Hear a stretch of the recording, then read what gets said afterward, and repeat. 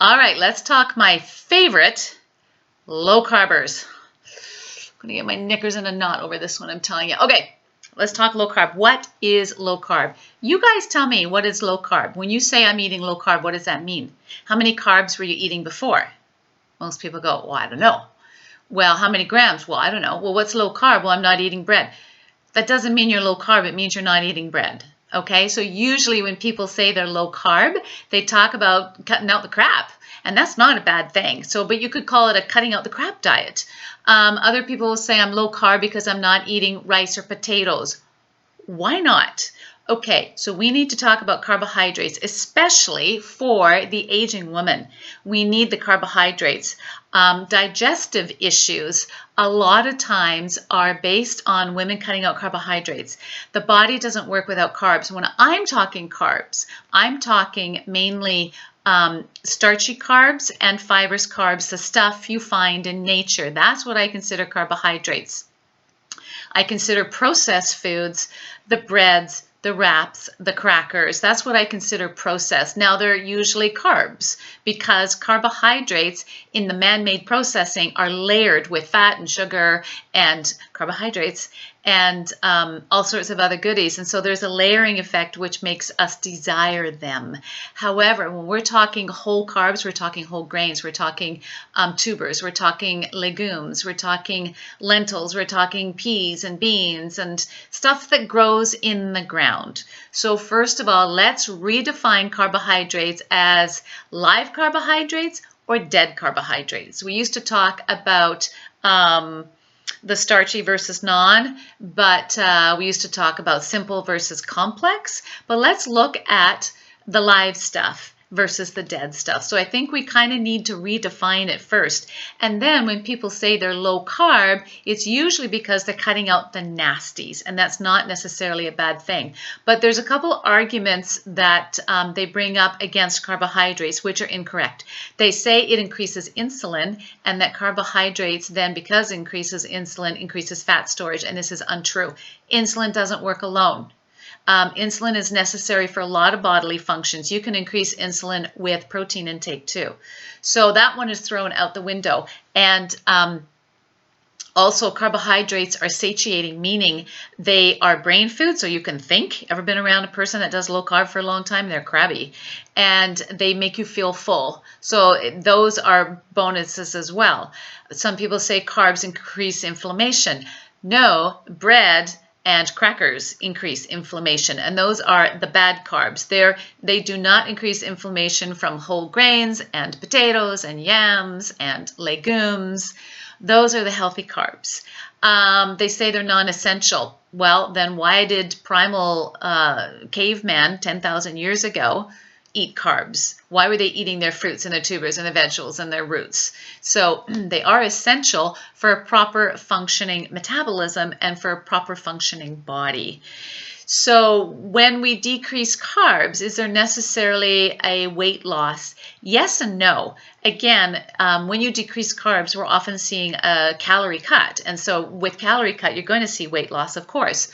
But also carbohydrates hold water, as you know that. So it can hold any gram of carb, and water combined can hold an extra 3 grams to it. And so when you release carbs, the water is going too.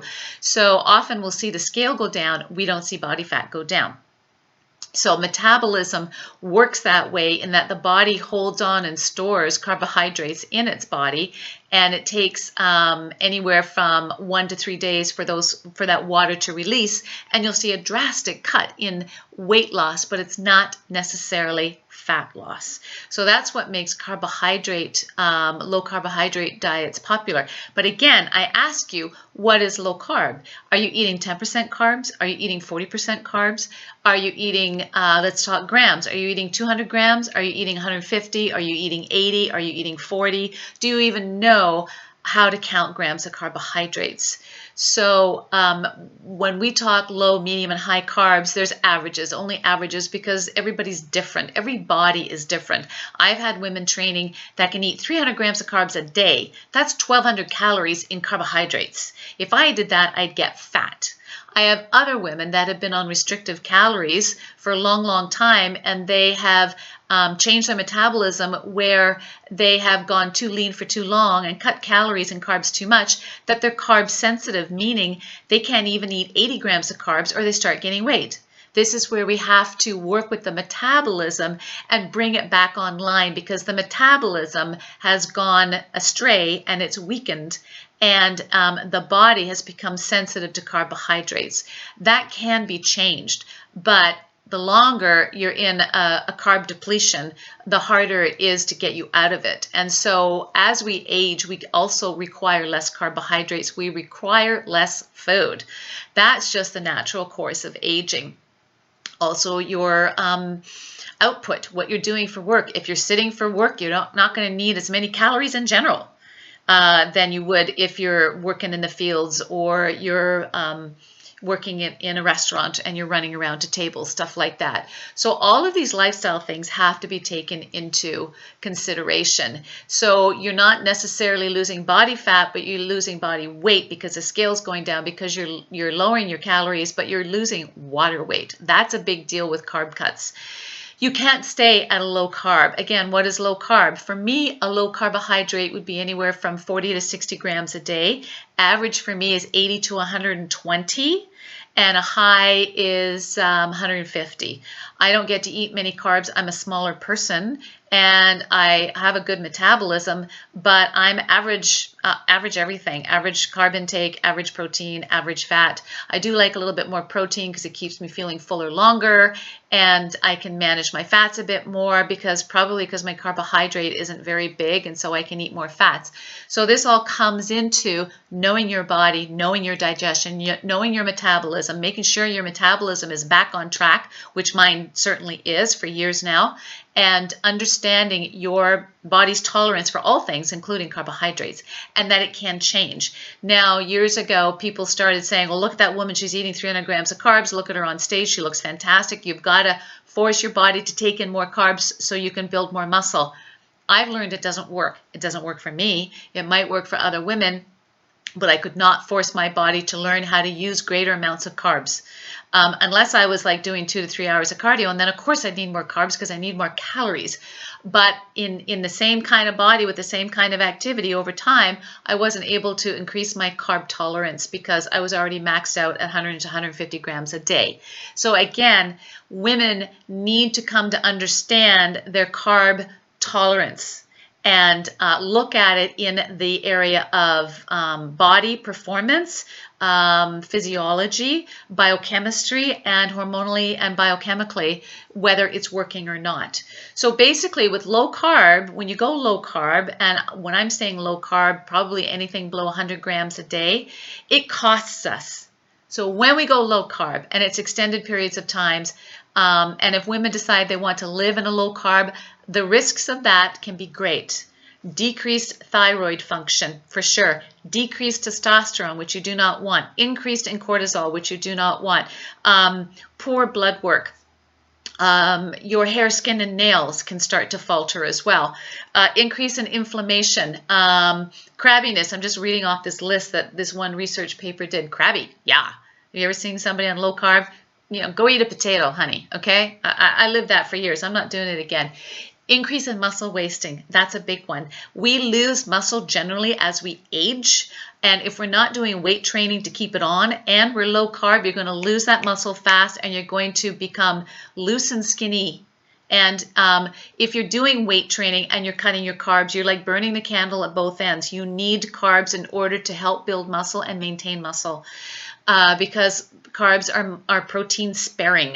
Meaning your body won't turn to the protein stores, your muscles, for energy if your carbohydrates are high. So you really got to make sure that your carbs stay up there. Decrease in metabolism, for sure. Disruption in digestion, for sure. Women say, I can't eat carbs anymore. It's because you've cut them out, or you've been in and out, in and out, in and out, and you've messed up your digestion, and you have to introduce them slowly. It disrupts hormones. It can increase menopausal symptoms, for sure. It can decrease your recovery and your immune function. So we need carbohydrates to stay healthy. Carbs are delicious. We love our carbs. And carbs increase metabolism, they increase performance, they're protein sparing, and we love them. So I'm looking at my last one. Did I put here? We love them. And if you cut carbs for too long, you're going to plateau. And when you plateau, you know you cannot lose the weight. So the carb controversy is still out there. Women are talking low carb. They don't really know what it means. Usually it means cutting out the nasties, which isn't a bad thing, but you need your whole carbs from fruits, mostly veggies, yes, starches and fibers, meaning eat your potatoes and oatmeal and rice. Come to know your amounts. Don't overindulge. Cut out the nasties. Have a little bit of fruit. And make sure you enjoy your carbohydrates because your body needs it for strong metabolism, strong hormonal profiles, homeostasis, feeling good, feeling energized, and performance in the gym, and nice, tight, shapely muscle. Love your carbs, honey. I love my carbs.